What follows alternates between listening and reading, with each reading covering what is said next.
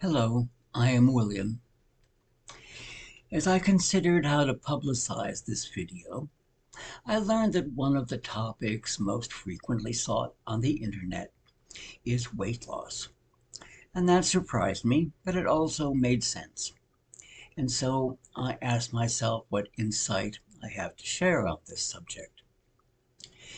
Part of the problem is that our modern food is so nutritionally dense, so packed with calories, and so devoid of fiber that it is very easy to consume many more calories than our sedentary lives require.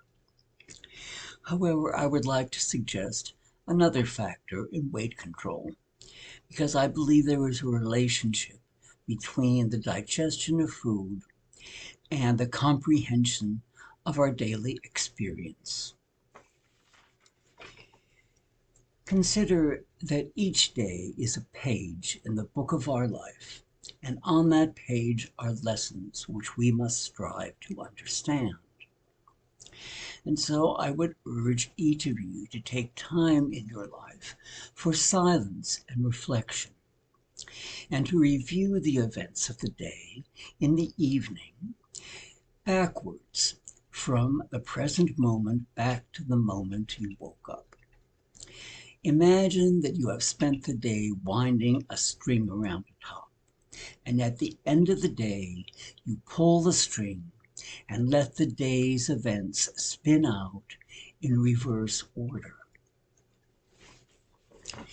Remember the fairy tale about Rumpelstiltskin and how he had the magic ability to come at night and spin a roomful of straw into gold, and believe that you have the ability to review the events of your day and to extract from them the gold of wisdom and understanding. This is what redeems the bullshit of daily life, if you'll pardon the expression, and gives life purpose. Plus, there is an added benefit, which is that deep thought actually consumes calories. So these are my thoughts about weight control for today. Now I will get on to what is, for me, the main reason for this video, and that is for you to hear some great poetry. I recite the greatest poems, the masterpieces which I call the crown jewels of the English language.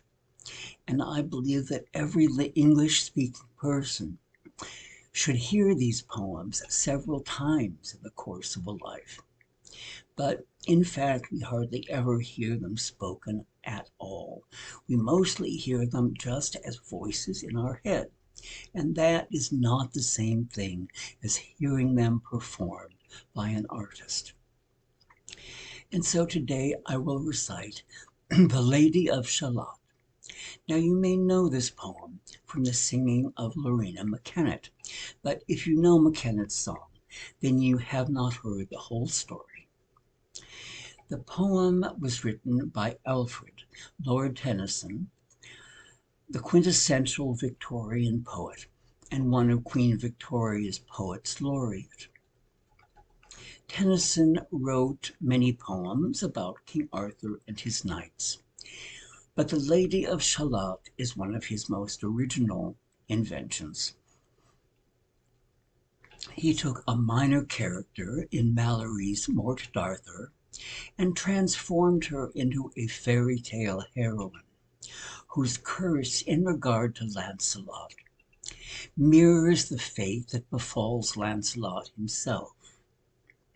When Lancelot joins the knights at Camelot, despite his best intentions, he ends up falling in love with Queen Guinevere, the wife of his best friend, and thereby brings about the destruction of the Round Table. The poem is in 4 parts, a bit like Vivaldi's 4 Seasons. It progresses through spring, summer, fall, and winter. Part 1. On either side the river lie long fields of barley and of rye, that clothe the wold and meet the sky, and through the field the road runs by to many-towered Camelot. And up and down the people go, gazing where the lilies blow, round an island there below, the island of Shalott. Willows whiten, aspens quiver, little breezes dusk and shiver, through the wave that runs forever, by the island in the river, flowing down to Camelot. 4 grey walls and 4 grey towers overlook a space of flowers, and the silent isle embowers the Lady of Shalott.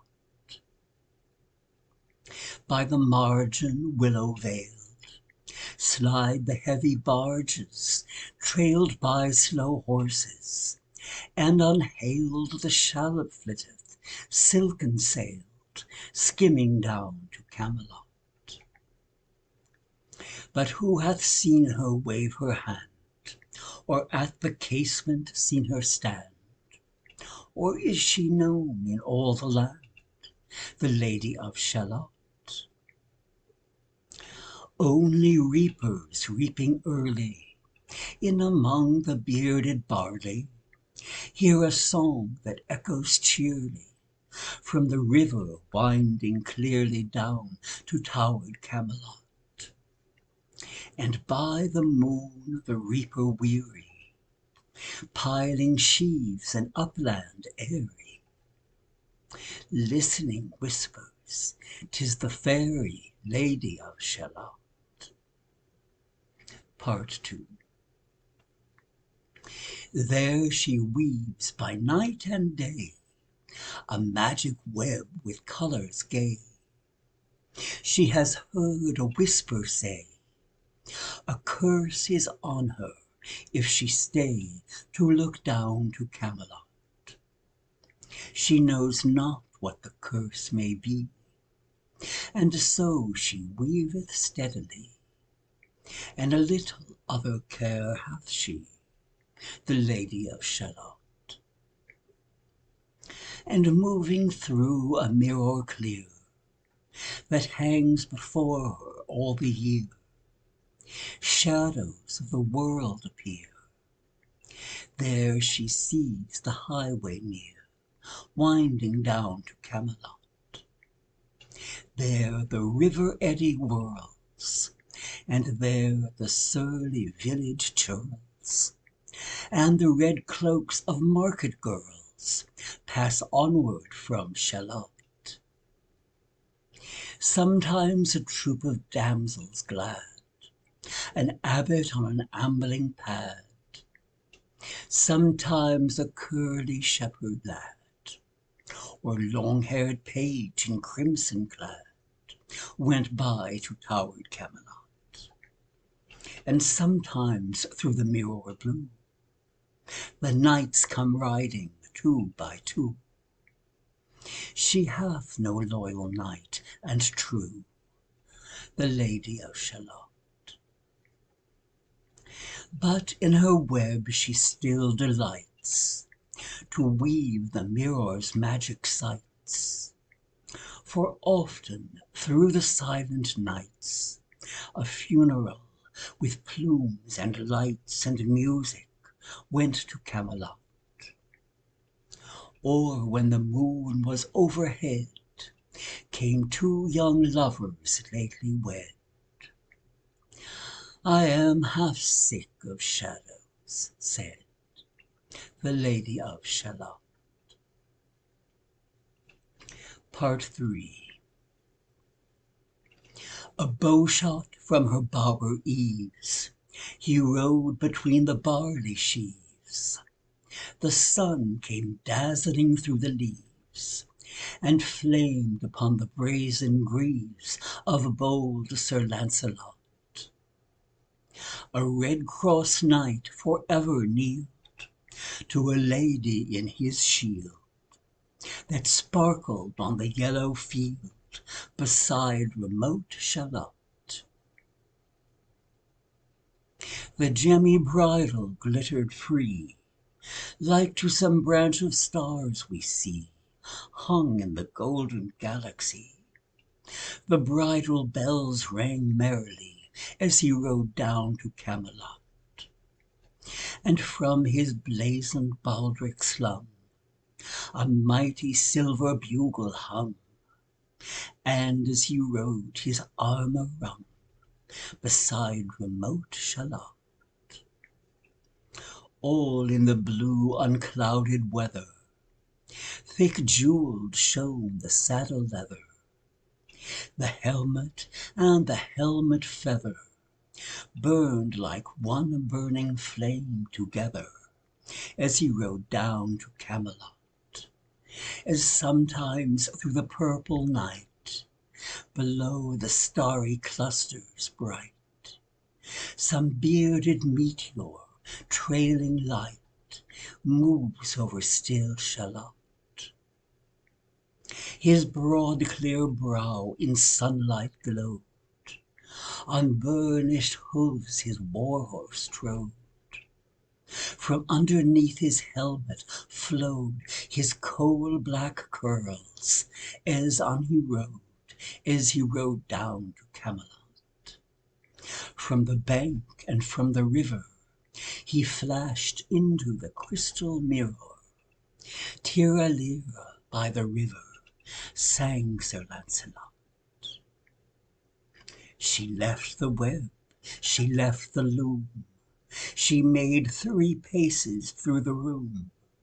She saw the water lily bloom, she saw the helmet and the plume. She looked down to Camelot. Out flew the web and floated wide, the mirror cracked from side to side. The curse is come upon me, cried the Lady of Shalott. Part 4.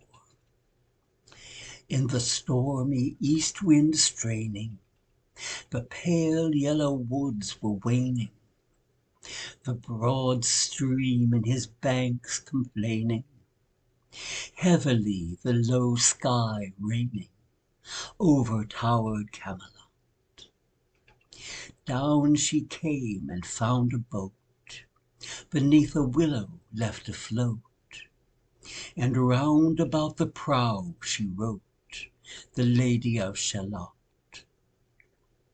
And down the river's dim expanse, like some bold seer in a trance, seeing all his own mischance, with a glassy countenance did she look to Camelot. And at the closing of the day she loosed the chain, and down she lay. The broad stream bore her far away, the Lady of Shalott, lying robed in snowy white, that loosely flew to left and right, the leaves upon her falling light. Through the noises of the night she floated down to Camelot, and as the boathead wound along the willowy hills and fields among, they heard her singing her last song, the Lady of Shalott. Heard a carol, mournful, holy, chanted loudly, chanted lowly, till her blood was frozen slowly, and her eyes were darkened wholly, turned to towered Camelot. For ere she reached upon the tide the first house by the water side, singing in her song she died, the Lady of Shalott. Under tower and balcony, by garden wall and gallery, a gleaming shape she floated by, Dead pale between the houses high, silent into Camelot.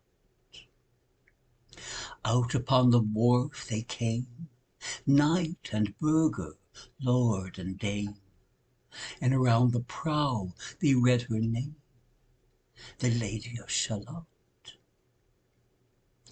Who is this, and what is here? And in the lighted palace near died the sound of royal cheer, and they crossed themselves for fear, all the knights at Camelot. But Lancelot mused a little space. He said, she has a lovely face. God in his mercy lend her grace, the Lady of Shalott.